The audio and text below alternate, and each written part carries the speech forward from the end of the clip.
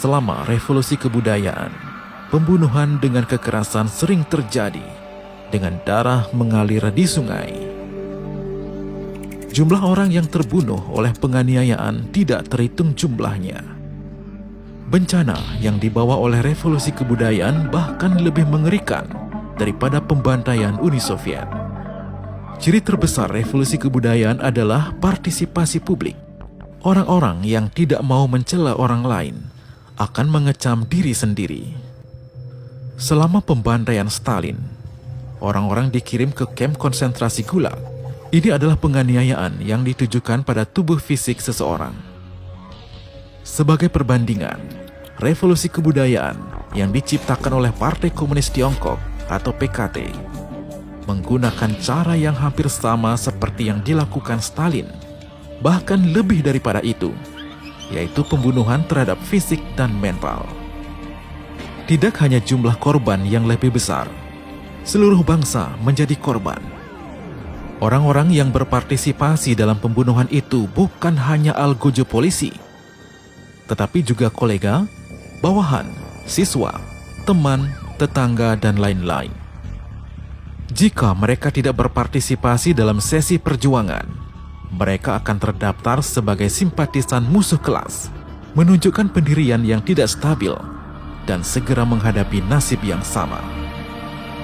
Berbagai penyiksaan, pembunuhan, pelecehan, itu tidak terjadi di tempat-tempat terpencil seperti kamp konsentrasi Gulag, tetapi di lingkungan hidup sehari-hari, di kandang ternak yang dibangun oleh unit seperti kampus, pabrik, dan area perumahan. Itu bisa terjadi antar kolega, tetangga, guru, dan siswa, bahkan di antara orang-orang keluarga tercinta. Suami mengecam istri, anak-anak mengecam orang tua adalah fenomena yang biasa. Orang biasa harus menunjukkan partisipasi aktif. Jika tidak, mereka akan dianggap sebagai orang dengan pendirian tidak jelas. Semakin keras Anda mengalahkan orang yang Anda cintai, semakin Anda bisa menunjukkan pendirian teguh Anda.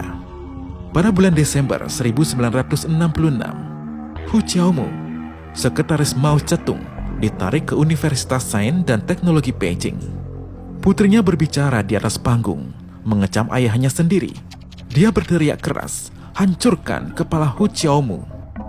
Meskipun dia tidak benar-benar menghancurkan kepala ayahnya, tetapi siswa lain yang melakukannya. Ada keluarga yang diklasifikasikan sebagai kapitalis saat itu. Kedua orang tua itu hampir dipukuli hingga mati oleh pengawal merah yang juga masih memaksa putranya untuk memukuli orang tuanya. Anak lelaki itu menghancurkan kepala ayahnya, dan setelah itu ia kehilangan kewarasannya. Partisipasi nasional dalam kampanye politik ini berarti setiap orang dapat mengkritik dan mengecam orang lain. Etika keluarga hancur dan sistem moral runtuh. Orang-orang mengadopsi pendekatan ekstrim untuk mengekspresikan kesetiaan mereka kepada partai. Moral manusia menurun drastis. Anti-tradisi menjadi tren sosial, membentuk pemberontak yang disebut budaya partai. 各位同志，就算佢係你嘅父母，或者係兄弟，都要劃清界線。我哋要做毛主席嘅好兒女。